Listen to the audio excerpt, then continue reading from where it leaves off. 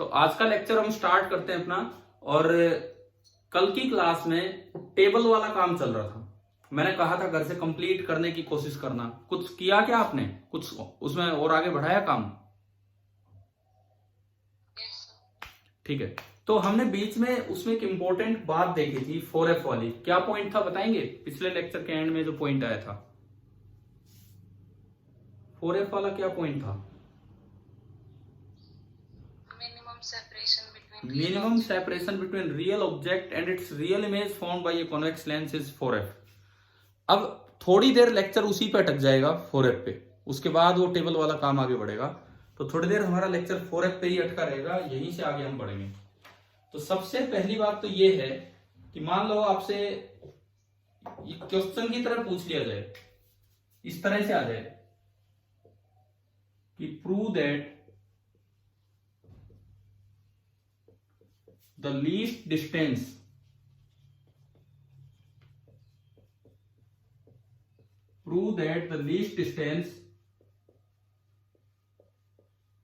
Between किस किस में, कल हमने क्या क्या माने थे? एक रियल ऑब्जेक्ट और उसकी real image, between a real object and it's real image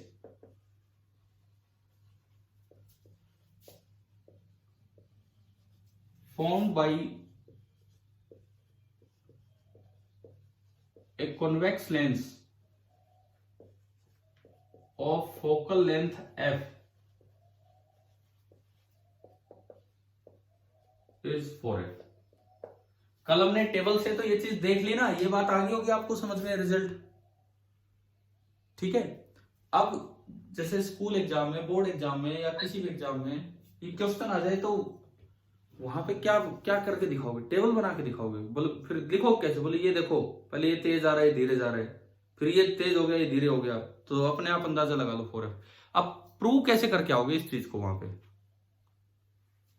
बताओ, क्या वो टेबल वाला मेथड सही होगा लिखने लायक एक सब्जेक्टिव पेपर में, कि किस तरह से प्रूव होगा?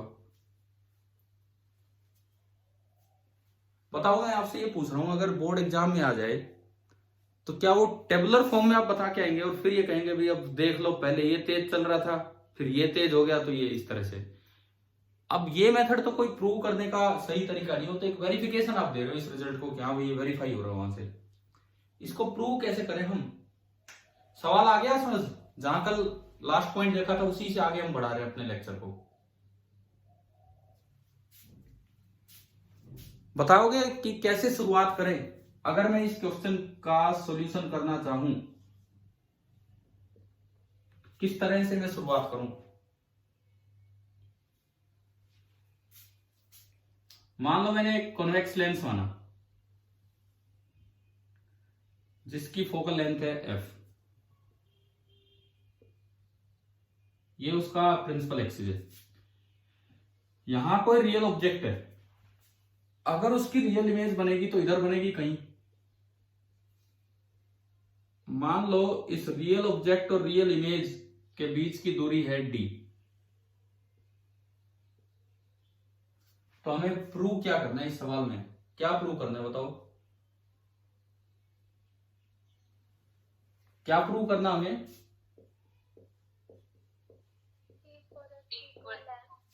d should be greater than और equal to 4F। Minimum length 4F होने का मतलब है d इक्वल टू डी, पूरी इनइक्वालिटी के साथ हम चले तो d should be greater than और इक्वल टू 4F। अब बात ये आती है, ये पेपर में कैसे करके आए ये सवाल? वो टेबुलर फॉर्म तो कोई सही तरीका है नहीं कि भाई देख लो।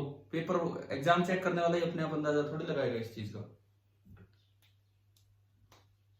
बताओ कैसे करें? मैथमेटिकली कैसे अपने आप रिजल्ट निकल के आना चाहिए? सपोज ये लेंथ,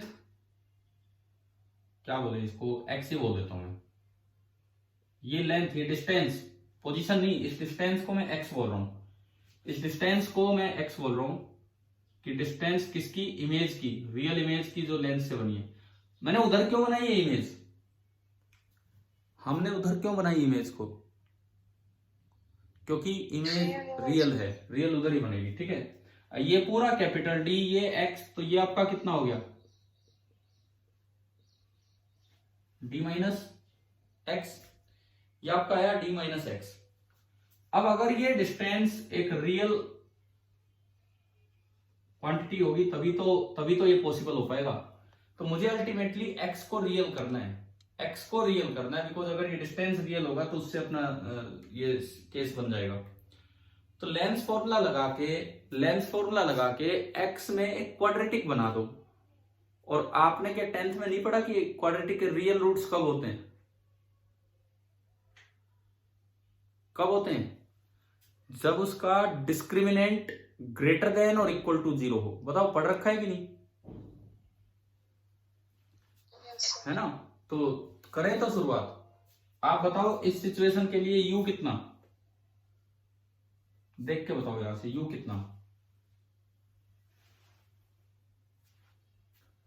कितना होगा u? Minus of d minus x. ठीक है, एक बार में बोला करो यार, इतना टाइम नहीं। v कितना?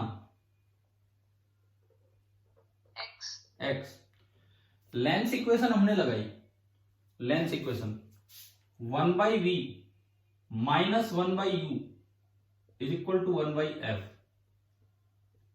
तो 1 अपॉन वी आपका है x, minus 1 upon minus of d minus x, तो माइनस माइनस तो प्लस हो गया और यहां हो गया d minus x is equal to 1 upon f. चलो एक क्वाड्रेटिक बनाओ x में, क्वाड्रेटिक बनाओ x में। एलसीएम लीजिए, क्रॉस मल्टीप्लाई कीजिए। आपने एलसीएम लिया, एलसीएम आया x into d minus x, ऊपर आया d minus x plus x is equal to 1 by f. x से x गया, क्रॉस मल्टीप्लाई किया तो d into f is equal to x into d minus x square. इसको इधर उठा लाए तो क्वाड्रेटिक इक्वेशन बन गई x square minus d into x plus d into f is equal to 0। एक क्वाड्रेटिक इक्वेशन बनी मेरे पास x में। अब अगर x एक डिस्टेंस है तो डिस्टेंस इमेजिनरी आइटा में तो होती नहीं, वो तो रियल क्वांटिटी होती है। तो अगर इस क्वाड्रेटिक के रूट्स रियल करना चाहते हो, for x to be real, आपको पता है किसी भी क्वाड्रेटिक में अगर आप रूट्स रियल चाहते हैं तो b square minus 4ac this should be greater than और इक्वल टू 0। आया ना समझ? B square minus 4ac should be greater than और इक्वल टू 0, ये होगा। तो अब इसमें देख के बताओ यहां से बी स्क्वायर कितना है इसका, b माइनस डी का होल स्क्वायर, ये तो b हो गया, माइनस 4 इंटू ए ये है 1, c कितना उसमें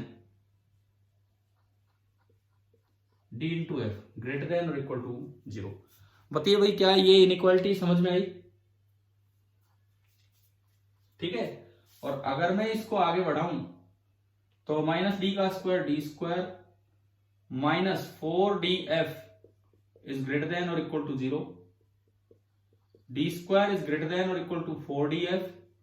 एक d से d कटेगा और d पॉजिटिव है, डिस्टेंस है, तो इसलिए इनइक्वालिटी का साइन चेंज नहीं होगा, नहीं तो साइन चेंज हो जाता है। एक दिन आपको याद होगा इनइक्वालिटी टाइप क्वेश्चन हमने लिए थे, एनसीईआरटी में था ना, वो मिरर इक्वेशन से कुछ रिजल्ट्स डेराइव करने थे। 15 था कि कौन सा क्वेश्चन था भाई, याद है? एक क्वेश्चन करवाया भी था मैंने, उसका एक पार्ट या 2 पार्ट जितने भी करवाए थे। ठीक है, तो इनइक्वालिटी को भी आगे बढ़ाना आना चाहिए। तो यहां से आपका आ गया d इज ग्रेटर देन और इक्वल टू 4f, यानी कि d मिनिमम, इसका मतलब जो d मिनिमम है it is coming out to be 4 into f. अब बताओ क्या ये सिस्टम समझ में आ गया कि नहीं आया? क्या ये वाला क्वेश्चन क्लियर हो गया आपको? जो कल टेबल से देखा था वो मैथमेटिकली कैसे प्रूव हुआ है? ठीक है। अब इस पे ही बहुत भारी काम हो जाता है, इसीलिए मैंने कहा कि थोड़ी देर हमारा लेक्चर रुकेगा आज इसी काम पे। तो यहीं से हम एक और चीज सीखेंगे, अब उस पर चलते हैं। ये D4F बड़ा इंपॉर्टेंट पॉइंट है। सबसे पहली बात, अगर कभी आपको रेज आगे भेजनी हो और कोई इमेज इन्वर्टेड है, उसको सेम साइज की इरेक्ट करके आगे भेजनी है, ये टेलीस्कोप में काम आएगा। बड़े अच्छे टॉपिक आने आगे, टेलीस्कोप, माइक्रोस्कोप, ये तो अगर इस तरह का काम हो कि रेज को आप आगे भेजना चाहते हो, लेकिन रेज आगे जाए परंतु वो इन्वर्टेड को इरेक्ट करके भेजे, तो उसका तरीका क्या होगा सुनो। पहली चीज हम इससे मेथड से ये सीख रहे हैं, method to find form, method to form erect image of same size for inverted object. एक इन्वर्टेड ऑब्जेक्ट है, उसकी इरेक्ट इमेज आप बनाना चाहते हो सेम साइज की, तो ये मेथड अभी से दिमाग में डाल लो कि एक लेंस आप लेंगे जिसकी फोकल लेंथ होगी f, उस ऑब्जेक्ट को आप रख देंगे उस लेंस से 2f डिस्टेंस दूर, उस ऑब्जेक्ट को आप रख देंगे उस लेंस से 2f डिस्टेंस दूर यहां पे। अब जो इमेज बनेगी, अगर इसका साइज ऐसे, हम जानते हैं कि जब 2f पे ऑब्जेक्ट होता है तो 2f पे ही इमेज होती है, ये चीज आप कंफर्म कर सकते हो मिरर फॉर्मूला से, लेंस फॉर्मूला से, sorry, 1/v minus 1/u is equal to 1/f। अगर ऑब्जेक्ट यहां है तो u की वैल्यू होगी -2f, आपने u -2f रखा तो 1/v माइनस 2f इसको प्लस कर देगा इज इक्वल टू 1/f, तो 1/v is equal to 1/f minus 1/2f, आधा कटेगा तो आधा बचेगा, तो 1/v is equal to 1/2f, और यहां से आपका v निकल के आ गया 2f, तो हमें पता लग गया कि इमेज वहां बनेगी। और जब u और v का मैग्नीट्यूड सेम है तो मैग्निफिकेशन का मोड 1 होगा, तो ये जो आपका होगा ये इमेज ऊपर बनेगी और ये h हाइट की इमेज ऊपर बनेगी। देखो एक इन्वर्टेड ऑब्जेक्ट की तरह बन गया था कहीं, आपको सीधा करना। ये चीज कहां काम आएगी, हम जब टेलीस्कोप पढ़ेंगे, एक पढ़ेंगे एस्ट्रोनॉमिकल टेलीस्कोप। एस्ट्रोनॉमिकल टेलीस्कोप मतलब खगोलीय चीजें, बाहर की चीजें देखने के जो काम आए। अब बाहर की जो चीजें हैं, प्लेनेट, मून, ये सब स्फेरिकल है। स्फेरिकल कोई भी ऑब्जेक्ट होगा तो उसमें क्या तो इन्वर्टेड होगा और क्या इरेक्ट होगा। एक बॉल में कोई इन्वर्टेड या इरेक्ट होता है क्या? No, sir. कोई फर्क नहीं पड़ता, तो इसलिए उनमें तो काम चल जाता है। लेकिन वो दूरबीन, पुरानी फिल्मों में देखा होगा, आजकल तो यूज ही नहीं होती फिल्मों में ये सब, पुरानी फिल्मों में होता था कि नहीं, वो दूर से देखते रहते थे कौन आ रहा है कौन नहीं। देखा है दूरबीन का यूज? Yes. वो होता है टेरेस्ट्रियल टेलीस्कोप, वो आपका होता है टेरेस्ट्रियल टेलीस्कोप। जब आप उससे देखते हो, अगर उसमें इन्वर्टेड इमेज दिखेगी तो क्या सामने वाला पहचान में आएगा आपको कौन आ रहा है? वो सब कुछ उल्टा दिखेगा।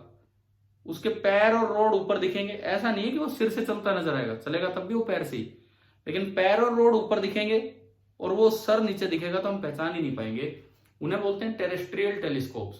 तो टेरेस्ट्रियल टेलीस्कोप्स को एस्ट्रोनॉमिकल से टेरेस्ट्रियल करने के लिए एक स्टेप उसमें बीच में ऐड किया जाता है कि बीच में इसको सीधा करवाया जाएगा, और सीधा करवाने का काम एक कॉन्वेक्स लेंस करेगा, और उससे उसकी जो लेंथ है, उस टेलीस्कोप की जो लेंथ है वो 4f बढ़ जाएगी। आप बताओ क्या ये वाला पॉइंट यार समझ आ गया है कि नहीं? ठीक है। अगर मैं पूछूं इस समय मैग्निफिकेशन कितना है बताओगे? 1 की -1?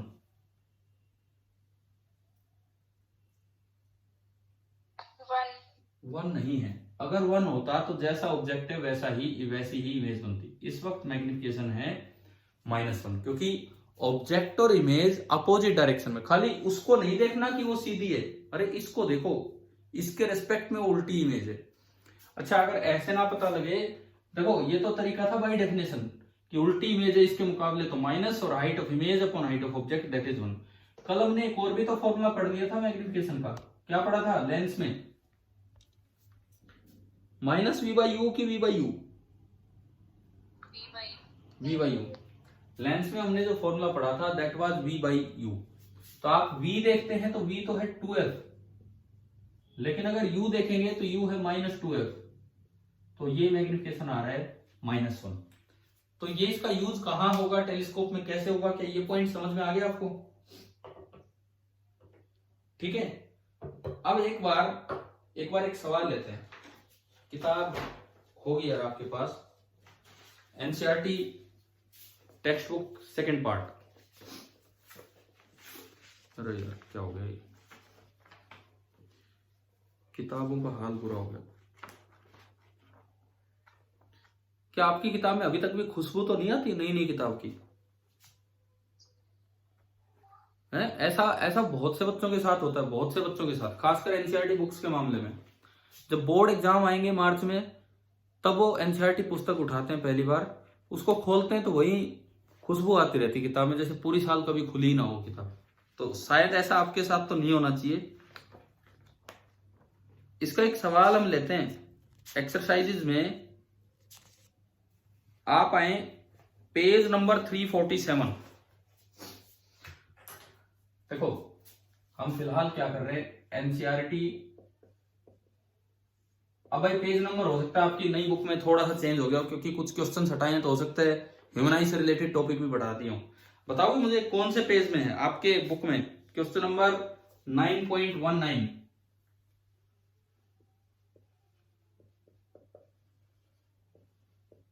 नई बुक में कौन से पेज पे है ये?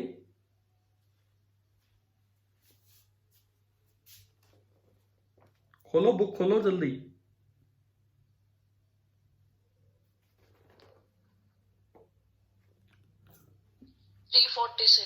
346 एक पेज का फर्क आया है, पुरानी बुक में 347, क्योंकि अंदर एक पेज थ्योरी का हटा दिया गया होगा ह्यूमनाइज से रिलेटेड, वो जो टॉपिक्स हट चुके हैं वो।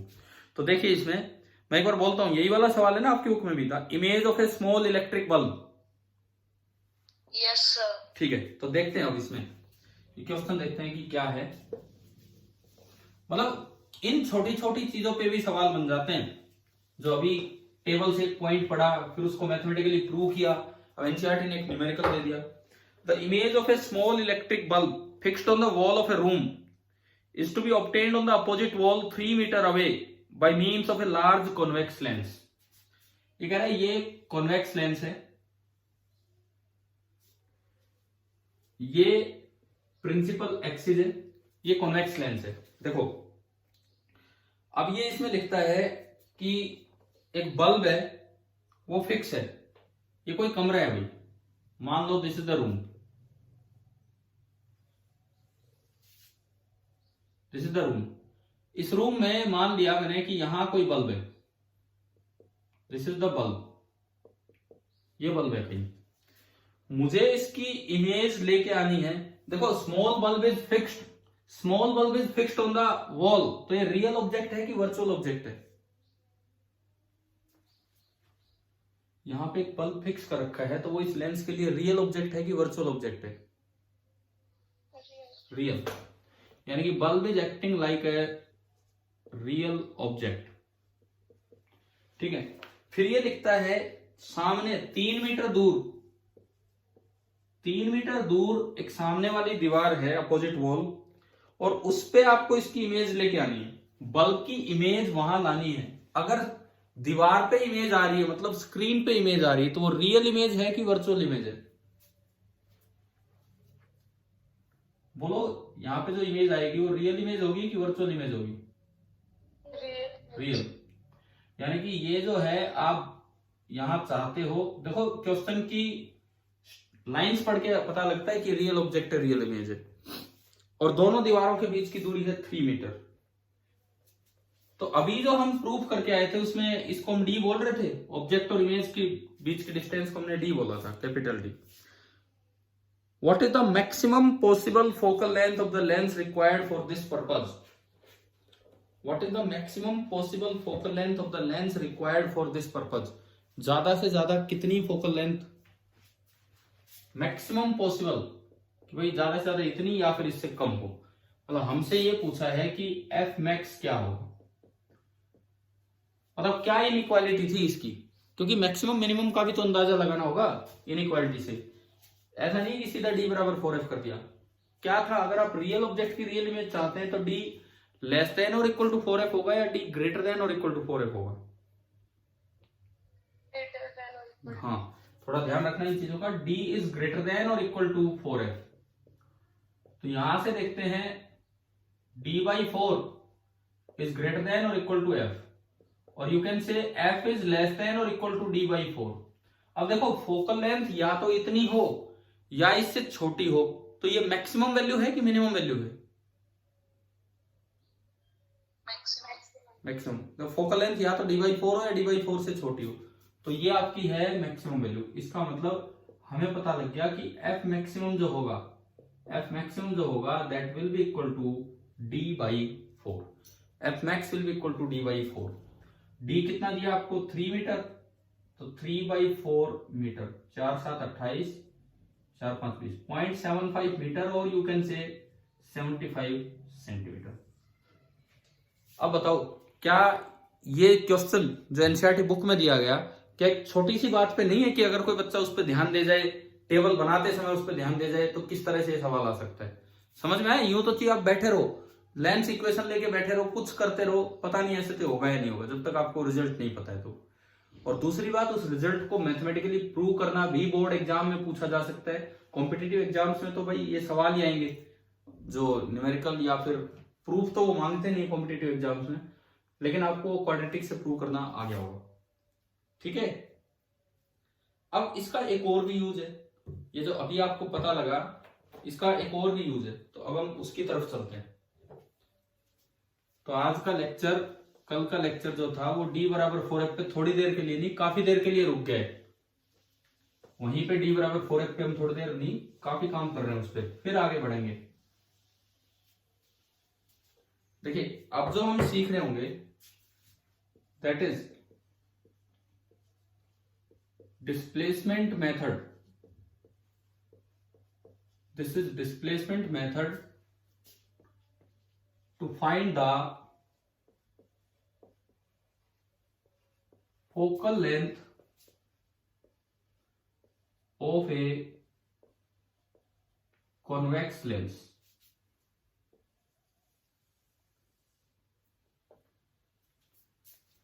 Displacement method to find the focal length of a convex lens।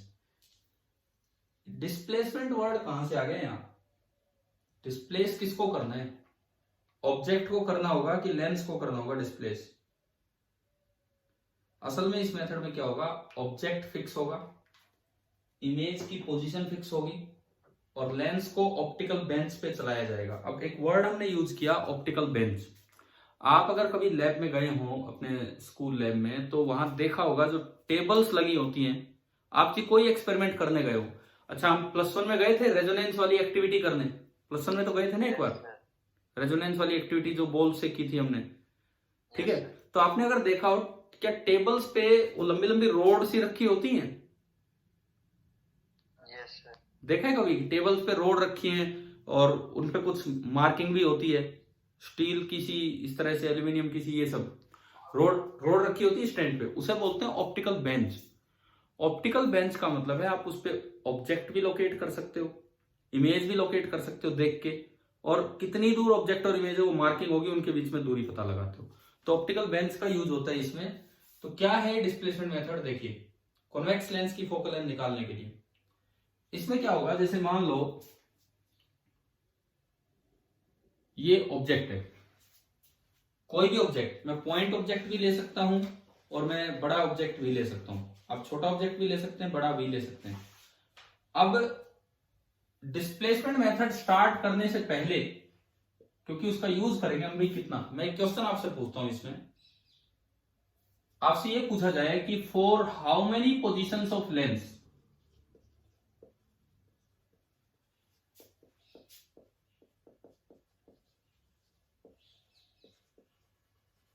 क्योंकि इसका ही यूज करेंगे हम डिस्प्लेसमेंट मेथड में। For how many positions of lens a sharp image is obtained on the screen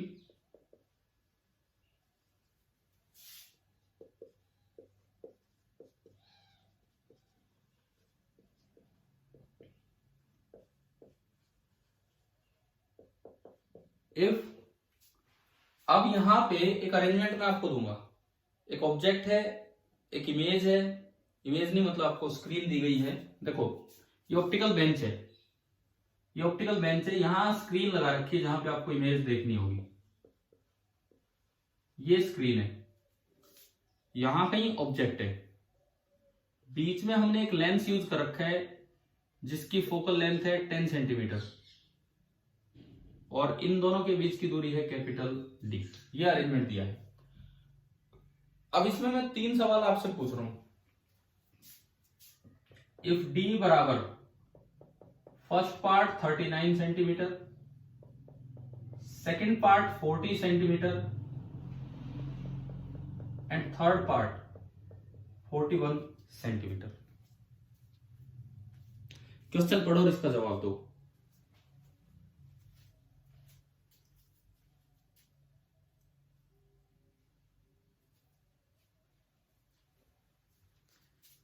पहले केस का जवाब दो। डी बराबर 30, मतलब लेंस डिस्प्लेस करना है मुझे। डिस्प्लेसमेंट मेथड मतलब लेंस को डिस्प्लेस करना है। लेंस को मैं धीरे धीरे ऑप्टिकल बेंच पे एक ऑब्जेक्ट फिक्स कर रखा है। ऑब्जेक्ट के रूप में निडल होती है, वहां निडल होती है, उनको फिट कर दिया जाता है। ठीक है, तो मैं लेंस को इधर से उधर चला के ले जा रहा हूं। ऑप्टिकल बेंच पे चलाना आसान है, वो एक अरेंजमेंट होता है, उसको आप मूव कराएंगे ऑप्टिकल बेंच पे तो लेंस उसमें फिट होता है, गोला सा होगा उसमें फिट होगा, तो ये मूव करता रहेगा। मैं इसको मूव करा रहा हूं, मैं स्क्रीन पे देख रहा हूं, यहां ऑब्जेक्ट लगा रखा है, तो मुझसे पूछा है कि लेंस की कितनी पोजीशंस आपको मिल सकती हैं, कितनी, कहां मिलेगी वो नहीं पूछा, कितनी मिलेंगी कि इस पे एक शार्प इमेज मिल जाए। एक बार डी 39 है, एक बार 40 और एक बार 41 है। बताओ डी 39 सेंटीमीटर पे कितनी पोजीशंस मिलेंगी। चेक करो क्या वो कंडीशन सेटिस्फाई हो रही है।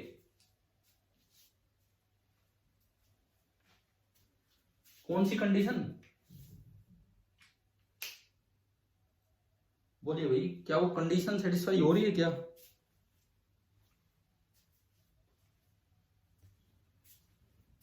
कौन सी कंडीशन, ये तो बताओ मुझे, मैं पूछ रहा हूं आपसे, कौन सी कंडीशन। हाँ, डी इज ग्रेटर देन और इक्वल टू 4f। बस ये चेक करना है पहले तो हमें। 4f कितना, इस सवाल के लिए, इस क्वेश्चन के लिए 4f कितना, 40 सेंटीमीटर। 4f है 40। क्या पहले सवाल में, पहले पार्ट में डी बड़ा है 4f से, नहीं। तो क्या आपको एक भी पोजीशन लेंस की मिल सकती है जिससे आपको इमेज मिल जाए स्क्रीन पे, नहीं। तो पहले पार्ट का तो आंसर आ गया नो पोजीशन, नो पोजीशन। दूसरे पार्ट में बताओ डी कितना है, 40 सेंटीमीटर। बिल्कुल 4f। 40 मतलब बिल्कुल 4f। जब बिल्कुल 40 सेंटीमीटर होगा तो आपको लेंस बिल्कुल बीच में रखना होगा कि 20 इधर तो ऑब्जेक्ट हो और 20 इधर इमेज हो, तो ओनली इस बार एक ही पोजीशन मिलेगी। लेंस की पोजीशन की मैं बात कर रहा हूं, ऑब्जेक्ट या इमेज की नहीं।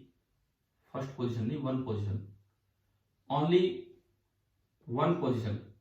और वो पोजीशन क्या होगी, मिड पॉइंट होगी बिटवीन ऑब्जेक्ट एंड इमेज। ठीक है, अब बात आती कि 41 कर दिया तो डी हमने 4f से बड़ा कर दिया, 41 कर दिया मतलब डी 4f से बड़ा कर दिया। तो इस केस में क्या होगा, असल में इस केस में दो पोजीशन मिलेंगी। यही आधार है डिस्प्लेसमेंट मेथड का, यही आधार है डिस्प्लेसमेंट मेथड का। दो पोजीशंस मिलेंगी, एक मिड पॉइंट से इधर और एक मिड पॉइंट से उधर। तो अगर ऐसा सवाल आए, ये तो डिस्प्लेसमेंट मेथड स्टार्ट भी नहीं किया मैंने, ऐसा क्वेश्चन आए, आ सकता है ऐसा कुछ भी बन के, तो क्या आप पता लगा लेंगे कि कितनी पोजीशन ऑफ लेंस की मिलने वाली है कि आपको इमेज मिले। Yes sir. है ना, ठीक है। अब देखो, अब इसमें आगे हम बढ़े, आगे देखें कि क्या है।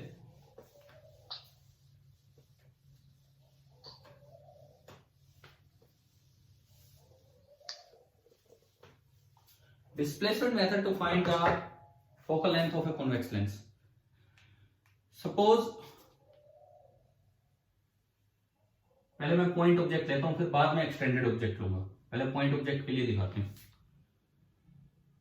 यहां ऑब्जेक्ट की पोजीशन है और ये स्क्रीन है, मिरर नहीं है, ये स्क्रीन है जहां आपको इमेज चाहिए, एक शार्प इमेज आप यहां देखना चाहते हैं। और ऑब्जेक्ट और स्क्रीन के बीच की जो दूरी है, this distance is d and this is greater then 4f। तो आपको कितनी पोजीशन लेंस की मिलेंगी कि आपको स्क्रीन पे इमेज दिख जाए, बताओ। डिस्प्लेस करते करते हम चल रहे हैं, कितनी पोजीशन लेंस की मिलेंगी कि स्क्रीन पे इमेज शार्प नजर आए ऑब्जेक्ट की।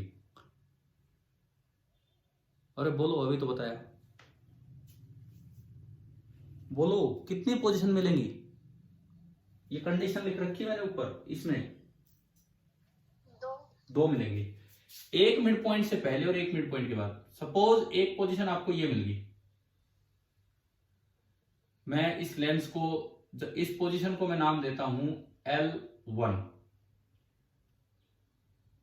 L1 इस पोजीशन को मैंने नाम दिया L1, लेंस 1। अब देखिए हमें नहीं पता है कितनी दूर है ये पोजीशन, मैंने माना कि भाई ये पोजीशन यहां से जो डिस्टेंस है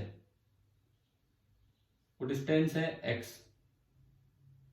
ये कोऑर्डिनेट नहीं, मैं डिस्टेंस बोल रहा हूं। तो आगे वाली जो डिस्टेंस होगी वो कितनी बनेगी? d minus x. और मैं कहता हूं कि इस वक्त मुझे एक शार्प इमेज यहां मिली और मैंने उस इमेज का नाम डाल दिया I1, उस इमेज का नाम डाल दिया I1। मैं एक बार लेंस इक्वेशन की तरह अगर देखूं तो इस समय u कितना, बोला करो, u कितना इस समय? Minus x. v कितना? d minus x. f तो आपकी f है ही, फोकल लेंथ f है। तो आपने इस वक्त लेंस इक्वेशन लगाई 1/v minus 1/u is equal to 1/f। तो 1/v, v आपका है d माइनस एक्स, माइनस 1/माइनस X is equal to 1/f। तो आपकी इक्वेशन बन गई 1/d minus x plus 1/x is equal to 1/f। अच्छा, इसी इक्वेशन को मैं ऐसे भी लिख सकता हूं 1/x plus 1/d minus x is equal to 1/f। बताओ, ये और ये सेम है ना? ठीक है। और इस प्लस को मैं ऐसे भी लिख सकता हूं 1/x माइनस 1/माइनस d minus X that is 1/f। बताओ, ये और ये सेम है कि नहीं? बिल्कुल। हाँ जी भाई, ठीक है। अब अगर आप इसको ऑब्जर्व करें, इस इक्वेशन से कंपेयर करें, तो ये कहता है कि u तो माइनस d माइनस एक्स है एंड v आपका x है। u minus d minus x और v आपका x है। मतलब हमें ये पता लग गया एक और पोजीशन मिलने वाली है लेंस की। ये स्क्रीन है,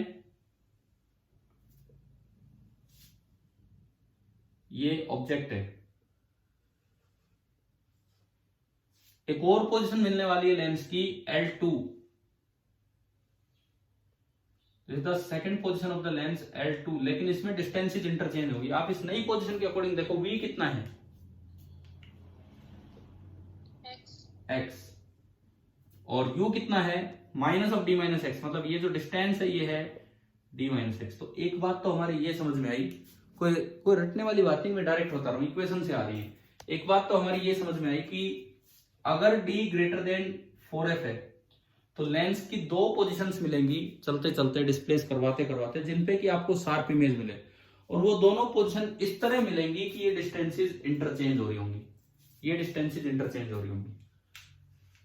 मान लो इन दो पोजीशंस के बीच में ऑप्टिकल बेंच पे मार्किंग होती है, तो आप काउंट कर सकते हो कि लेंस यहां था तो 60 सेंटीमीटर पे था, यहां था तो 80 पे गया, तो इसका मतलब 20 सेंटीमीटर का गैप है। तो आपने इन दो पोजीशंस के बीच के गैप को ढूंढ लिया एंड इसको हम रिप्रेजेंट कर देते हैं स्मॉल डी से। ऑब्जेक्ट और इमेज का पूरा डिस्टेंस है कैपिटल डी और ये हम बोल देते हैं स्मॉल डी। ये कंप्लीट है कैपिटल डी और ये आपका बना स्मॉल डी। अब मुझे एक फॉर्मूला चाहिए कैपिटल डी और स्मॉल डी की टर्म्स में, बस मुझे एक्स से कोई मतलब नहीं, मुझे एक फोकल लेंथ चाहिए। हमारा टॉपिक का नाम है displacement method to find the focal length of a convex lens. मैं कॉन्वेक्स लेंस की फोकल लेंथ निकालना चाहता हूं, तो मुझे एक फॉर्मूला चाहिए जिसमें केवल एक तो टोटल सेपरेशन पता हो और एक लेंस की दो पोजीशंस के बीच का सेपरेशन पता हो और उनकी टर्म्स में मैं फोकल लेंथ निकाल दूं। तो बताओ क्या करें, कैसे इस इक्वेशन को आगे बढ़ाएं, ये बताओ किस तरह से फॉर्मूला निकाल के लाएं। देखिए, मुझे इसमें से x एलिमिनेट करना है, इस इक्वेशन में से x एलिमिनेट करना है। इधर ध्यान दो, इधर ये लेंथ कितनी है?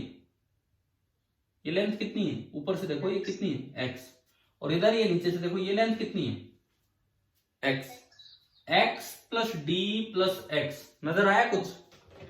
मुझे x एलिमिनेट करना उस इक्वेशन से।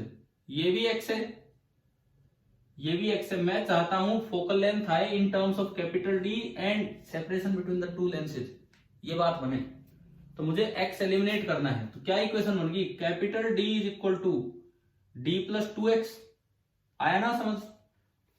ठीक है, तो यहां से 2x आ गया d माइनस डी, तो x आ गया d माइनस डी अपॉन 2। यह आपका x आ गया d माइनस डी अपॉन 2। तो भाई इस x को पुट कीजिए इस इक्वेशन में, और d माइनस एक्स पहले निकाल लो, आगे चाहिए मुझे, तो मैं d माइनस एक्स पहले निकाल लेता हूं। d minus x is equal to d minus d upon 2। LCM लिया 2d minus d plus D, तो ये आ गया d प्लस डी अपॉन 2। अब देखो x तो आया d माइनस डी अपॉन 2, और d माइनस एक्स आया d प्लस डी अपॉन 2। इनके रेसिप्रोकल पुट कर दे उस इक्वेशन में, करें यूज। ठीक है, आप मेरे साथ साथ करते होगी नहीं ये चीजें कॉपी में या कैसे भी? बस थोड़ा सा फर्क ये है कि स्कूल में ऐसे अगर लेक्चर आता था तो हम वेट किया करते थे कि भाई आप लिख लीजिए। यहां मैं थोड़ा उसमें टाइम नहीं देता हूं कि चलो ये बना लिया, तो फिर ये कैसे नोट करते हो, साथ साथ कर लेते हो नोट? बताओ, क्योंकि स्कूल में तो मैं रुका करता था कि लो ये नोट कर लो ये बोर्ड पे, 5-7 मिनट उसमें भी जाते थे। अभी कर लेते हो साथ साथ नोट, या कैसे करते हो, या बाद में देख लेते हो कुछ रह जाए तो? क्योंकि वीडियो तो रोज डाल ही रहे। अभी कर लेते। ठीक है, ठीक है, अच्छी बात है कि हमारा बीच बीच में टाइम फिर नहीं जाता उसमें, अगर ये आदत सही है तो आपकी।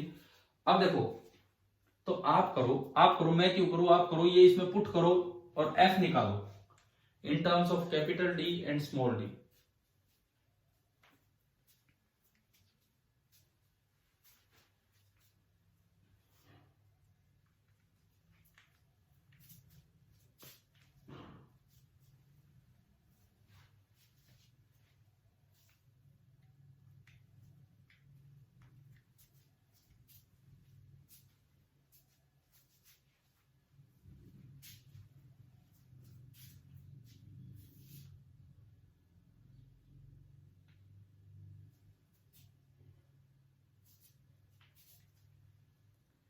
ये आना चाहिए फाइनल आंसर जो हम फॉर्मूले की तरह याद रखेंगे।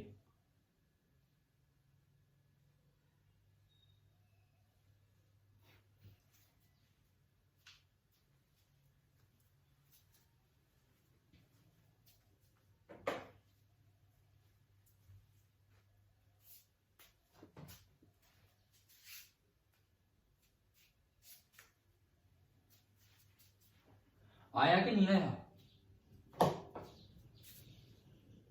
भाई मैं इसमें पुट करता हूं, यहां मैंने मिटाया, इसमें मैं पुट करता हूं, तो 1/x, तो 1/x तो बन गया 2 upon d minus d, plus 1 upon d minus x हो गया इसका उल्टा, तो 2 upon d plus d is equal to 1/f। आपने एलसीएम लिया तो बनेगा a square minus b square, इनका प्रोडक्ट, ये आया 2d plus 2d plus 2d minus 2d, 2d से 2d कैंसिल आउट हो गया, और वो 2d प्लस 2d हो गया 4d, और जब आप इसका रेसिप्रोकल लेंगे तो f आ गया D square minus D square upon 4d। आप बोलते नहीं, देखो तो 1 मिनट का स्टेप था, मैं 3-4 मिनट तो रुका रहा आपके लिए। हो गया कि नहीं बताओ ये? ठीक है, कई बार बच्चा इस सवाल में ये भूल जाता है इस तरह के फॉर्मूले में कि नीचे स्मॉल डी आएगा कि नीचे कैपिटल डी आएगा। तो अब क्या किया करो, एक बार चेक कर लिया करो। क्या चेक कर लिया करो कि अगर एक ही पोजीशन लेंस की मिले, अगर एक ही पोजीशन लेंस की मिले तो तब मिलेगी जब d बराबर 4f हो। अगर एक ही पोजीशन लेंस की मिलनी हो तो तब मिलेगी जब d बराबर 4f हो। और अगर एक ही पोजीशन लेंस की मिलती है तो इसका मतलब है कि दोनों पोजीशंस के बीच का सेपरेशन 0 हो गया। अगर लेंस की एक ही पोजीशन है मतलब दोनों पोजीशंस के बीच का सेपरेशन 0। मतलब स्मॉल डी 0, इसका मतलब स्मॉल डी 0 रखने पे डी बराबर 4f आना चाहिए, या यूं कहें f बराबर d/4 आना चाहिए। स्मॉल डी 0 रख के देखो आप, स्मॉल डी को आपने 0 रखा, इसका ये हम स्पेशल केस लिख रहे हैं कि small d is equal to 0, तो बताओ f कितना आ रहा है, d²/4d, एक d से d गया तो क्या आ गया कि नहीं, d बराबर 4f या f बराबर d/4। ठीक है, जस्ट इसलिए बताया है, कल को अगर भूल जाओ नीचे स्मॉल डी ले जाओ फॉर्मूले में, तो एक बार अपना वेरीफाई कर लिया करो कि क्या फॉर्मूला सही लगा रहे हैं कि नहीं। आगे भाई बताओ, डिस्प्लेसमेंट मेथड उस 4f से क्या बना, क्या ये समझ में आ गया? Yes sir. अब आप एनसीईआरटी एक्सरसाइजेज के क्वेश्चन नंबर 20 पे आओ, 9.20। एक्सरसाइजेज के क्वेश्चन नंबर 20 पे आप आइए, 9.20 पे।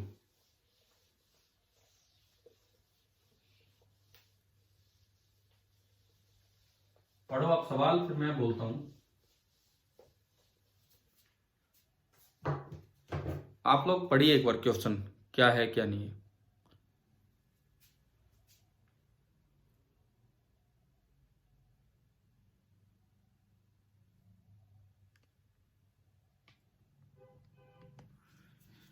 देखिए इस क्वेश्चन में दिया गया है, a screen is placed 90 centimetre from an object. बताओ ये क्या दिया है, कैपिटल डी की स्मॉल डी?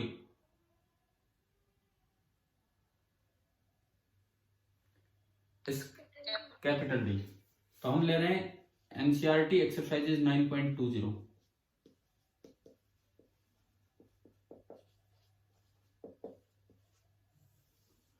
तो गिवन में पहली चीज कैपिटल डी है 90 सेंटीमीटर। आगे देखिए, the image of the object on the screen is formed by a convex lens at 2 different locations separated by 20 centimetre. तो ये क्या दे दिया, 20 सेंटीमीटर क्या है, स्मॉल डी। हाँ, L1 और L2 के बीच की सेपरेशन आपको दी है 20 सेंटीमीटर, ये आपको स्मॉल डी दिया है। Determine the focal length of the lens. अब बताओ यार इसमें क्या करना है। अगर आपने टॉपिक, ये 4f वाला कितना इंपॉर्टेंट पार्ट है, देखो 19वां सवाल भी इसी चीज पे था, 20वां सवाल भी इसी चीज पे है। मतलब उस टेबल से एक ऐसी चीज आपने ढूंढ निकाली है जिसपे काफी चीजें पूछी जा सकती हैं। तो क्या करें, फॉर्मूला लगाएं सीधा, small f is equal to d² minus d² upon 4d, 90 का स्क्वायर माइनस 20 का स्क्वायर अपॉन 4d मतलब 80 ना, सॉरी अब देखो वही गलती, यहाँ कैपिटल डी है, कैपिटल डी 4 इंटू 90 360, ऊपर बन गया a plus b a minus b, 110 गुणा 70 बटे 360, 770 बाई 36 सेंटीमीटर। देख लो पीछे क्या आंसर है, देख लीजिए आप, और अगर पॉइंट्स में हो तो इसको डिवाइड करके देख लो। Question number 9.20,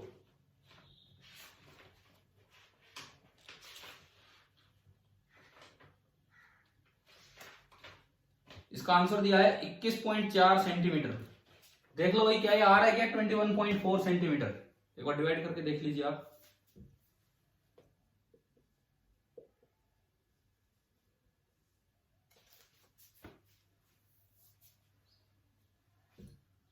yes sir. ठीक है, अगर अप्रोक्सीमेटली करना हो ना, अप्रोक्सीमेटली, तो आप उस तरह भी कैलकुलेशन कर सकते हो। एग्जैक्ट डिवीजन कर रहे हो एग्जैक्ट कर लो, अप्रोक्सीमेटली करना हो तो this is nearly 770 is nearly 800 and 36 is nearly 40, तो दिस इज नियरली 20 सेंटीमीटर। मतलब ऑब्जेक्टिव में इतने पास पास तो ऑप्शन होते नहीं है, मतलब आपको कैलकुलेशन में टाइम वेस्ट नहीं करना है।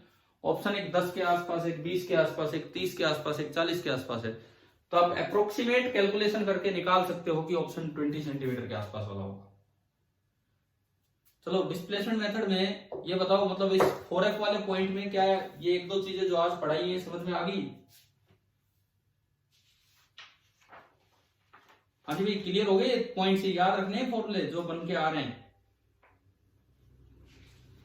अब इसमें एक और चीज, अगर मान लो बड़ा ऑब्जेक्ट आ जाए, सपोज बड़ा ऑब्जेक्ट आ जाए और उसके साइज के बारे में कोई क्वेश्चन आ जाए, बड़ा ऑब्जेक्ट आ जाए और उसके डिस्प्लेसमेंट मेथड की मैं बात कर रहा हूं, एक्सटेंडेड ऑब्जेक्ट आ जाए और उसके साइज के बारे में कोई सवाल आ जाए, जैसे यूं आ गया सवाल,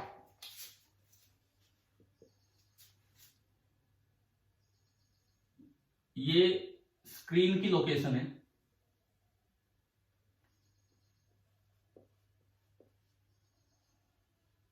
ये आपकी स्क्रीन की लोकेशन है और ऑब्जेक्ट हमें यहां दिखा रखा है, यहां एच हाइट है, वो एच ही हमें निकालना होगा क्या है। और ये दिया गया है कि भाई एक बार मैंने लेंस को जब यहां रखा तो ये फर्स्ट पोजीशन थी, जब आपको एक शार्प इमेज मिली और आपको यहां एक बड़ी इमेज मिली। बड़ी इमेज क्यों मिली? क्योंकि ये दूर है, v बाई यू से v ज्यादा है, तो ये बड़ी इमेज मिली। ये स्क्रीन की लोकेशन है। पहली बार में जो इमेज मिली उसका साइज है h1, इस तरह से। फिर इसी में ऑब्जेक्ट वही रखा है, हमने ऑब्जेक्ट को चेंज नहीं किया है, लेकिन फिर से आपको एक पोजीशन मिलती है लेंस की L2, और दरअसल इस बार एक छोटी इमेज मिलती है H2। आपको बस एक तो ये चीज गिवन है और एक ये चीज गिवन है, ठीक है। कोई फोकल लेंथ नहीं दे रखी, कुछ नहीं दे रखा। फोकल लेंथ में लिखता हूं अननोन है, ना तो निकालनी है ना ही हमें दी गई है। अब मुझे ये निकालना है कि इस ऑब्जेक्ट का साइज क्या है। कैसे करेंगे बताओ? उसी डिस्प्लेसमेंट मेथड पे ये एक और सवाल कि ऑब्जेक्ट का साइज हम कैसे निकालें।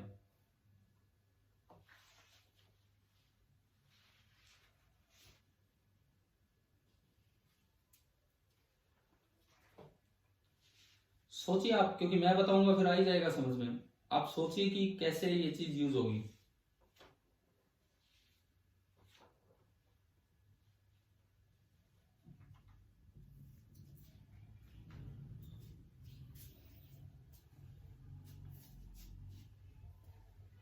अगर इन दो इमेजेस का साइज दे रखा है तो उनकी टर्म्स में ऑब्जेक्ट का साइज कैसे निकालें।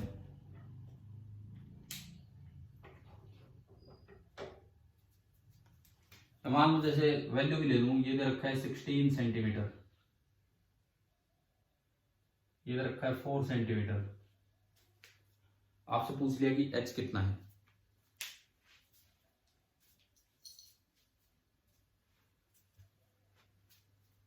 ट्राई कर रहे हो कि मेरा वेट ही कर रहे हो कि भाई मैं अभी 2 मिनट बाद बताऊंगा तब देख लेंगे, या ट्राई कर रहे हैं आप?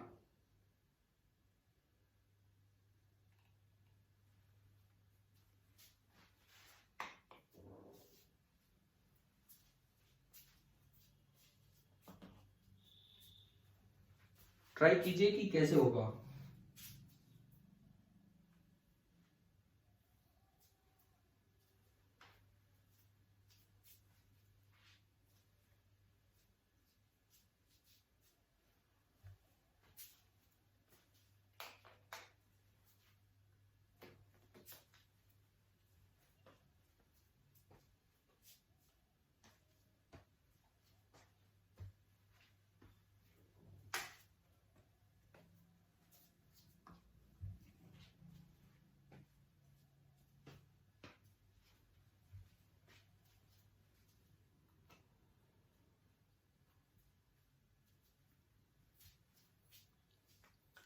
भाई बताओ यार कैसे करेंगे, कैसे ट्राई करें इसको।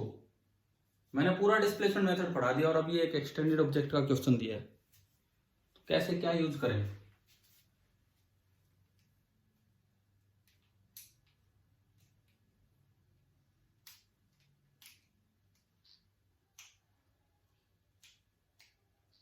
Eight centimetre. हाँ सही है। कैसे कैसे किया? बिल्कुल सही आंसर। तो बताओ, एक्सप्लेन करो, फिर मैं करूंगा एक्सप्लेन। सर मैंने इस वाले फॉर्मूले से नहीं किया। चलो जिस भी फॉर्मूले से किया वो बताओ ना कैसे किया।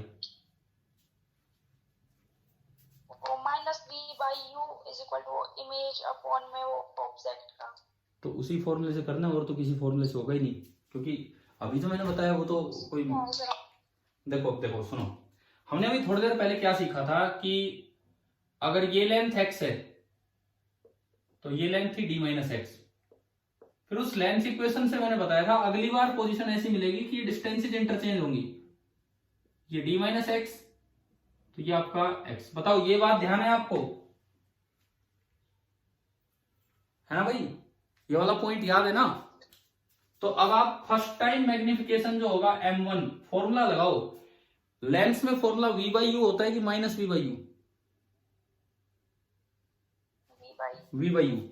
लेंस में मैग्निफिकेशन का फॉर्मूला है v/u। तो फर्स्ट टाइम आपने मैग्निफिकेशन देखा, पहले मैं लिखता हूं बाय डेफिनेशन, फिर मैं लिखूंगा by the formula. By definition तो मैग्निफिकेशन होता है प्लस माइनस, वो आपको डायग्राम से देखना होगा, height of image upon height of object, और फॉर्मूला होता है v/u। चलो पहली बार लगाते हैं m1 बाय डेफिनेशन। बताओ इसके रेस्पेक्ट में इन्वर्टेड इमेज है कि इरेक्ट इमेज है? बोलो यार, पता है दो बच्चे बस जवाब देते हैं हर बार, और तो कोई बोल ही नहीं रहा है।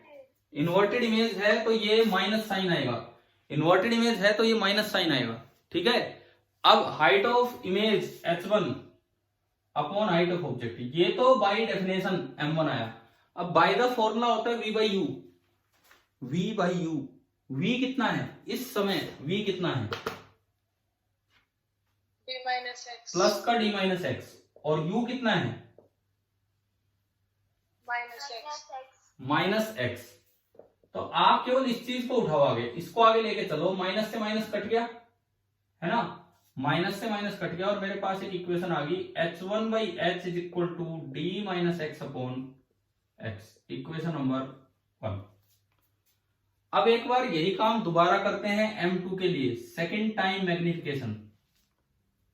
बाय डेफिनेशन उल्टी इमेज है तो minus height of image h2 upon height of object, वो तो वही है, वो तो ओरिजिनली है जो पहले रखा था वो। और v/u से बताओ कि क्या बन रहे हैं, v कितना? प्लस का x, और u कितना? Minus of d minus x. अब फिर मैं अगर इस इक्वेशन को आगे बढ़ाऊं तो माइनस से माइनस कटेगा, और मेरे पास आएगा h2/h is equal to x upon d minus x, equation number 2। अब आप क्या करेंगे, 1 एंड 2 को मल्टीप्लाई कीजिए। इक्वेशन नंबर 1 एंड 2 को मल्टीप्लाई किया तो ये बना h1/h इंटू h2/h, ये तो लेफ्ट हैंड साइड मल्टीप्लाई कर दी। RHS में बताओ क्या बचेगा?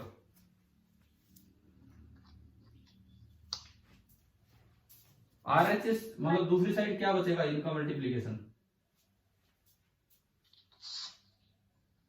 अरे बोलो, इनका और इनका मल्टीप्लीकेशन क्या बचेगा? 1 d minus x upon x into x upon d minus x, कट गए ना, ये 1 आ गया, यानी कि h1 into h2 is equal to h square. तो यार बच्चे तो इसको भी एक फॉर्मूला बना के याद कर लेते हैं।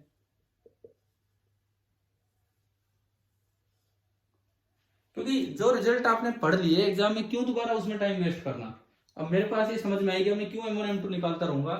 मेरे पास ये समझ में आ गया कि इसी डिस्प्लेसमेंट मेथड में अगर एक्सटेंडेड ऑब्जेक्ट आए तो एक बार ऑब्जेक्ट से बड़ी इमेज बनेगी और एक बार ऑब्जेक्ट से छोटी इमेज बनेगी, तो ऑब्जेक्ट का साइज उनके बीच का कुछ होगा, एंड ऑब्जेक्ट का साइज होगा h1 इंटू h2 का अंडर रूट। बताना ये कौन सा मीन है, arithmetic mean, geometric mean, harmonic mean?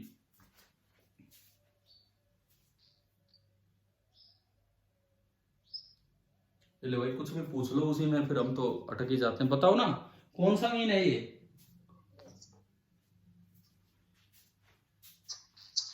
कौन सा मीन है ये? ज्योमेट्रिक। इसमें इतना घबराने की क्या बात है, इसमें तो कॉन्फिडेंस के साथ बोलना चाहिए।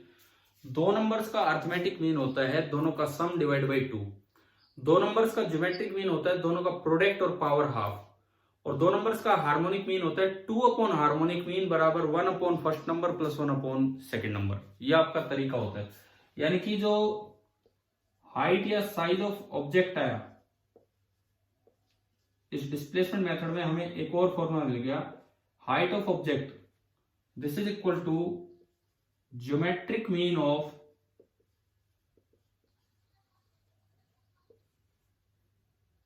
Both the heights of image. ये जो दो इमेज की हाइट आपको मिली है, ये जो दो इमेज की हाइट आपको मिली है, इन दोनों का ज्योमेट्रिक मीन ये आपका होगा। ठीक है भाई, समझ में आया यहां तक? अब मान लीजिए जैसे क्वेश्चन आ जाए, एक और सवाल, मैं तो इसी पे वही 4f वाले को लेके बैठे हम तो आज उसी पे लेक्चर चले जा रहा है 4f वाले पॉइंट पे। मान लीजिए, हटाऊं चलो इसको, तो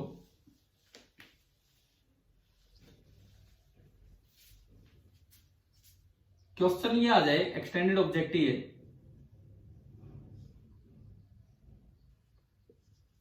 इस बार साइज की बात नहीं की जा रही है, ये हटाओ इस साइज को, वो हमने देख लिया है।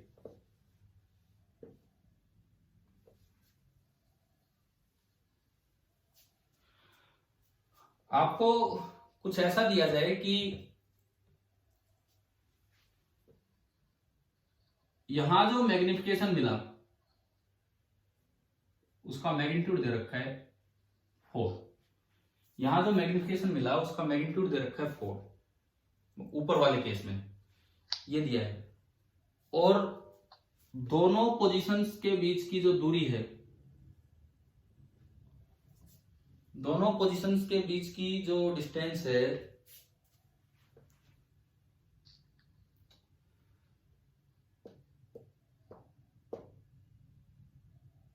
वो है 15 सेंटीमीटर। ये आपको दे दी 15 सेंटीमीटर। सवाल वही है, एच नी फाइंड एफ, ये आपको निकालना है।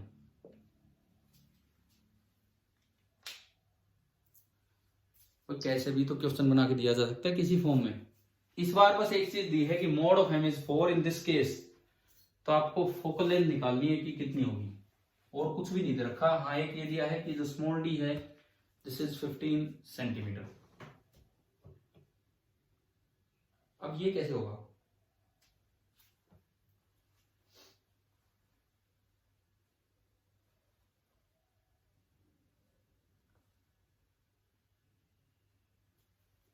कर रहे हो क्या ट्राई?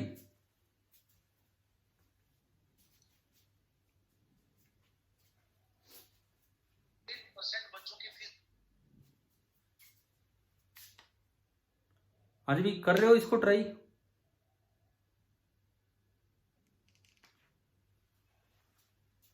देखिए, पहले तो ये बताओ, अगर यहां मोड का मैग्नीट्यूड 4 है तो असल में 4 है कि -4 है? वो क्वेश्चन -4, और यहां -4 है तो यहां बताएंगे कितना होगा m, ये m1 बोल दिया मैंने, तो m2 कितना होगा?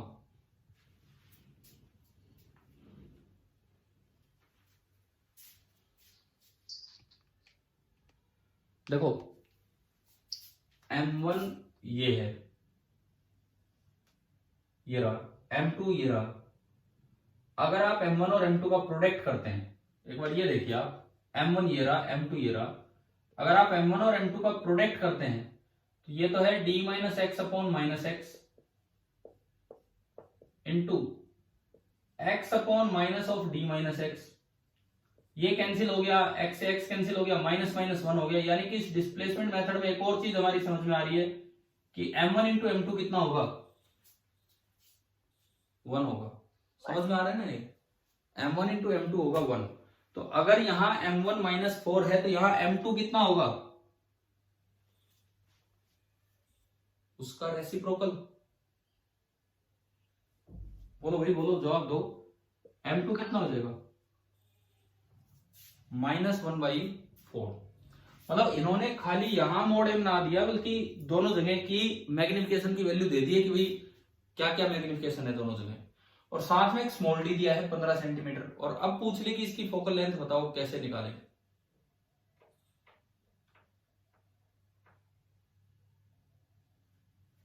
पति भी कैसे करें इसको, ट्राई कैसे करें, स्टार्ट कैसे करें इसको? अब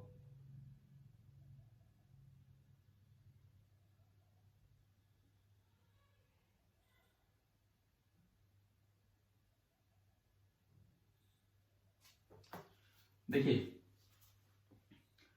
हमें पता था कि x plus small d plus x is equal to capital D होता है, लिखा था थोड़ी देर पहले रिलेशन, यानी कि 2x is equal to d minus d, और यू कैन से x निकल के आया था d minus d upon two, फिर उसके बाद आपने d माइनस एक्स भी निकाला था और वो निकल के आया था d plus D upon to. बताओ ये काम किया था कि नहीं किया आपने?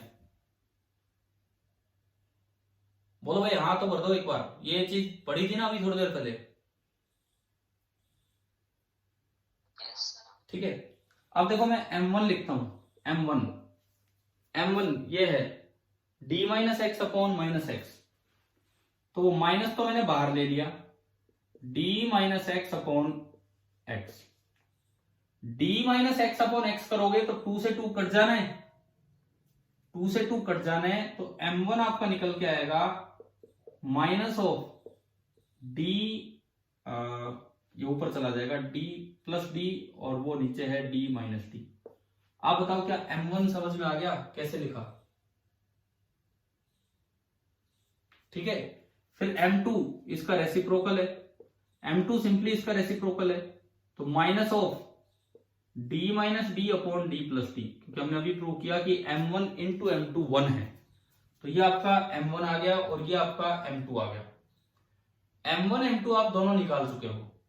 अब यहां से एक चीज देखें, अगर मैं mode m1 minus mode m2 निकालू, मैं इसको हटा रहा हूं डायग्राम को,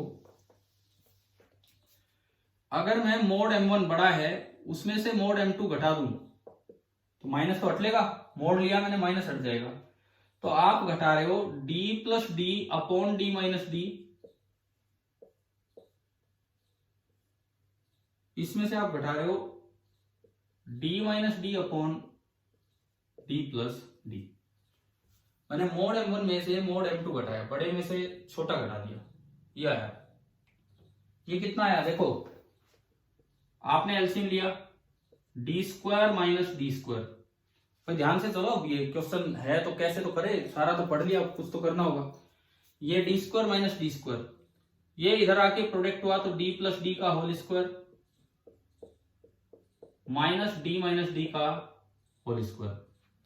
बताओ ये खुलेगा, कैपिटल डी स्क्वायर से कैपिटल डी स्क्वायर कटेगा, स्मॉल डी स्क्वायर से स्मॉल डी स्क्वायर कटेगा, 2dd जुड़ जाएगा, माइनस माइनस प्लस होके, तो मेरे पास आया कि mode m1 minus mode m2 4 into capital D into small D upon D square minus D square. बताओ ये स्टेप आया समझ, क्या किया है? ठीक है। और आपने आज की शुरुआत जहां से की थी, फोकल लेंथ का क्या फॉर्मूला निकल के आया था हमारा? D square minus D square upon 4d। बताओ ये था कि नहीं? आज यूज भी किया हमने एनसीईआरटी वाले 20वें सवाल में, था। ठीक है, इसमें दिख रहा है ये कहीं? क्या इसमें आपको नजर आ गया ये फॉर्मूला? इसका मतलब ये हुआ कि मैं लिख पा रहा हूं कि मोड m1 बड़े वाला मैग्निफिकेशन माइनस मोड m2 छोटे वाला मैग्निफिकेशन, ये बड़ा है और ये छोटा होगा नीचे वाला, इज इक्वल टू, आप बताओ क्या ये d बाई एफ लिखा जा सकता है? अगर इस पूरे को मैं f की तरह एडजस्ट करूं तो क्या ये बन गया d बाई एफ? ठीक है, और मेरे पास ये लो जी f आ गया। चाहो तो इसे भी एक फॉर्मूला बना दो, मर्जी आपकी यार। ये सवाल कर लिया तो अगली बार अगर ये भी क्वेश्चन आए तो हमसे होना चाहिए। अब आप चाहो तो रिजल्ट याद कर सकते हो, क्योंकि आपको लग रहा है कि यार इसमें टाइम वेस्ट हो रहा है या हम नहीं कर पाएंगे एग्जाम में, तो आप ये रिजल्ट याद कर सकते हो। अब इसमें पुट करो वैल्यूज, मैंने मिटा दिया यार वो सवाल। डी कितना मैंने 15 सेंटीमीटर लिखा था, यहाँ डी कितना लिया था मैंने? 15 सेंटीमीटर। अच्छा, मोड एम बड़े वाला ये 4 है, मोड एम 4 है, तो दूसरे वाला कितना होगा बताओ?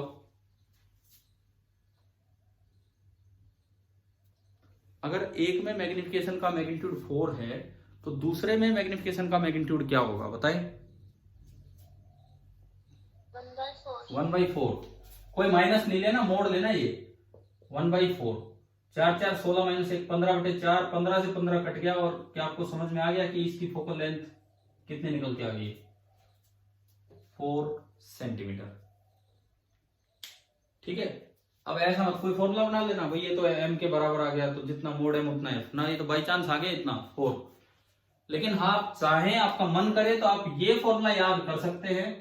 देखो मैं कभी कभार, कभी नहीं मतलब कभी कभार आपसे कहा है कि जब चैप्टर पूरा होता है तो अपने नोट्स के एक शॉर्ट नोट्स बनाया करो, केवल फॉर्मूला, ना केवल फॉर्मूला बल्कि पॉइंट्स, वो पॉइंट्स जो अक्सर किताबों में नहीं मिलते हैं आपके नोट्स में आए भी हैं तो उसको आप बाहर उजागर करो ताकि आप देख पाए उन चीजों को।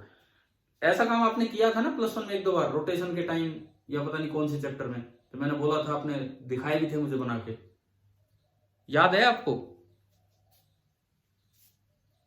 अरे है ना, 1-2 बच्चों ने दिखाए थे और कॉपी में अच्छे 8-8 10-10 पेज भर दिए थे उसी काम में, या फॉर्मूले बहुत हो गए थे, अब कॉन्सेप्ट्स बहुत हो गए थे। तो जब आप ऑप्टिक्स में ये काम करो तो क्योंकि एक दिन जब आप रिवीजन करने बैठेंगे और ये फॉर्मूले इकट्ठे नहीं तो हो सकता है मिस भी हो जाए।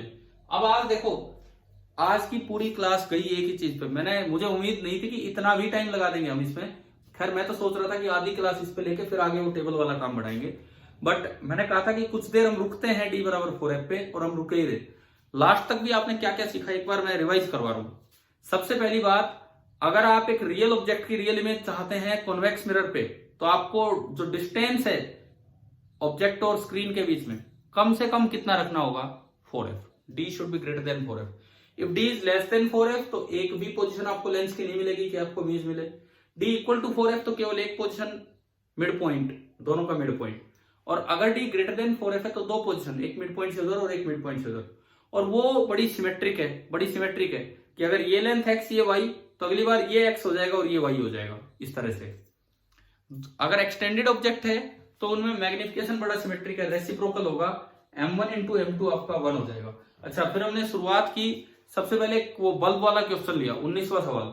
वो केवल एक ही बात पे बेस्ड था कि d should be greater than और इक्वल टू 4f और f should be less than और इक्वल टू d/4, यानी कि वहां से हमने f मैक्स निकाल लिया। ठीक है, फिर हम उसके बाद गए दूसरे काम पे, किस पे?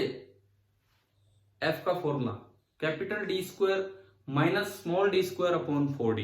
आपने पहले फॉर्मूला निकाला, फिर एनसीईआरटी से क्वेश्चन किया 90 सेंटीमीटर वाला, और उसमें फोकल लेंथ 21.4 के आसपास जो भी आई थी वो निकल के आ गई। ठीक है, उसके बाद हमने साइज पे गए कि अगर एक्सटेंडेड ऑब्जेक्ट होगा तो क्या करना होगा। तो हमें पता लगा कि अगर ऑब्जेक्ट का साइज h है, पहली बार इमेज बड़ी मिलेगी उसका साइज h1 है, दूसरी बार इमेज छोटी मिलेगी उसका साइज h2 है। तो आप बताएंगे कि h1 h2 की टर्म्स में h का क्या फॉर्मूला निकल के आया है h1 h2 की टर्म्स में?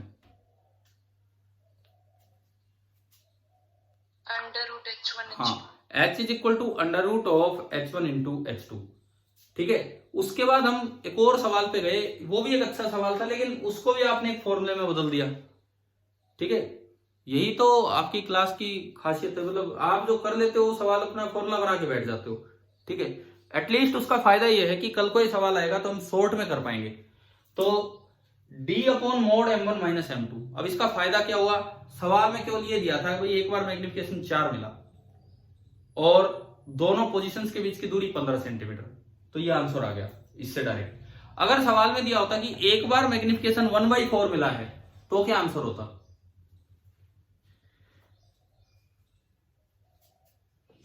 क्वेश्चन होता कि एक बार मैग्निफिकेशन 1/4 मिला है तो आपका क्या आंसर होता, बताएं।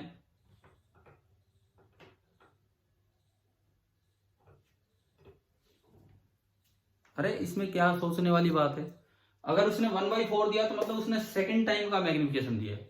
पहली बार जब ऑब्जेक्ट से इमेज दूर होगी, सॉरी लेंस से इमेज दूर होगी तो बड़ी बनेगी, तो मैग्निफिकेशन 1/4 हो ही नहीं सकता है। अगली बार इमेज छोटी बनेगी तो वो होगा 1/4। तो अब बताओ, अगर क्वेश्चन में दिया होता कि मैग्निफिकेशन 1/4 मिला है एक बार, तो आंसर सेम होता कि अलग आता फोकल लेंथ का? सेम, क्योंकि इस बार उसने सेकेंड टाइम का मैग्निफिकेशन दिया होगा 1/4, तो फर्स्ट टाइम का जो होगा वो उसका रेसिप्रोकल होगा। 1/4 का रेसिप्रोकल आपका हो जाएगा 4। ठीक है, एंड अगेन आपका फॉर्मूला ये लगेगा सेम। अब आज की क्लास ने यार हमें एक चीज और सिखाई है, क्या? छोटे छोटे पॉइंट्स पे बहुत चीजें आ सकती हैं। छोटे छोटे पॉइंट्स पे हम टेबल से इग्नोर करके भी इस बात को जा सकते थे कि भाई ठीक है वो टेबल बनाना था, और जिस दिन एनसीईआरटी में आपके डाउट आते तो मैं समझा देता इसमें। लेकिन ये आपको सीखना है कि कैसे कहां से क्या पॉइंट्स आते हैं और अपने फाइनल एग्जाम के लिए इन चीजों को तैयार रखना है बहुत अच्छे से। ठीक है, अब वो कल की क्लास को दोबारा आगे कंटिन्यू करते हैं। कंटिन्यू मैं तो क्या करूंगा, टाइम नहीं बचा है, आप करेंगे। टेबल स्टार्ट की थी हमने कौन से लेंस के लिए, कौन से लेंस के लिए की थी, कॉन्वेक्स के लिए। टेबल कंप्लीट करनी है, टेबल से ग्राफ बनाना है यू और वी का। फिर वही काम कॉनकेव के लिए करना है। कॉनकेव में कोई 2f वाले पॉइंट नहीं लेने, खाली f और f, first focus second focus, उनसे काम चल जाया करेगा। ये काम आपको करना है। तो अब ये बताओ, मैं उम्मीद करूं कि नेक्स्ट क्लास तक तो आप ये काम कर ही चुके होंगे। ठीक है, दूसरी बात आप सुनो, एनसीईआरटी को भी अगर मैं साथ में दूं तो कॉम्बिनेशन ऑफ लेंस वाले क्वेश्चंस आप छोड़ सकते हो अभी। यार आपने, एक बच्चे ने मुझे वो एक दिन सेंड किए थे ये एक्सरसाइज की, नई एक्सरसाइज की फोटो की थी ना शायद एक स्टूडेंट ने। Yes sir. एक बार दोबारा सेंड करना, क्योंकि मैंने तो वो डिलीट मार दिया होगा, फोन में इतनी मेमोरी होती है, वीडियो भी रिकॉर्ड करने होते हैं। तो एक बार दोबारा सेंड करना ताकि मैं इसमें से भी आपको ढंग से होमवर्क दे सकूं। आपका कल भी वर्किंग हो सकता है जैसा कि इंफॉर्मेशन है, जैसा कि इंफॉर्मेशन थी, क्योंकि आगे फिर हो सकता है कि 1-2 दिन छुट्टी हो। क्या सुना आपने कि सरकार ने इस वीक ऐसा किया कि मंडे ट्यूसडे को गवर्नमेंट ऑफ की तरफ दिया, इस तरह से किया है, कुछ सुना है कि नहीं? Yes, sir. तो मे बी मैं श्योर नहीं हूं, कुछ स्कूल की तरफ से जो मैसेज आएगा तो देख लेंगे उसमें कि कल अगर क्लास होगी तो कल भी हो सकती है, तो आप उसके लिए तैयार है ना। तो ऐसा नहीं कि कल कर लेंगे ये काम, जो मैं ये बात मैं क्यों बता रहा हूँ, जो काम आपको दिया वो आज ही आपको कर लेना है। ठीक है, और रही बात एचसी वर्मा की, एक बार इस एनसीईआरटी से मैं आपको बताऊंगा कौन से क्वेश्चंस करने हैं, आप एक बार भेज देंगे तब। और एचसी वर्मा बुक हम 2 ही तो किताब करते हैं, इसमें ये जो ज्योमेट्रिकल ऑप्टिक्स वाला चैप्टर है आप करते रहो ट्राई, आप करते रहो इसमें ट्राई अब, क्योंकि अब तो कॉम्बिनेशन ऑफ लेंस बचा है, बस वही बचा है combination of lens, power and combination of lens. ये सब मैं आपको अगले क्लास में करवा दूंगा। लेंसेज अपने कंप्लीट होने की तरफ जा रहे हैं हम। फिर हम प्रिज्म से रिफ्रैक्शन स्टार्ट करेंगे, और प्रिज्म से रिफ्रैक्शन के बाद हम डिस्पर्जन पे चलेंगे, स्कैटरिंग पे चलेंगे, देन आएगा सबसे अच्छा टॉपिक ऑप्टिकल इंस्ट्रूमेंट्स, और तब हमारी ज्योमेट्रिकल ऑप्टिक्स कंप्लीट होगी। ठीक है भाई, समझ में आ रहा है ना ज्योमेट्रिकल ऑप्टिक्स ढंग से? ठीक है, थैंक यू।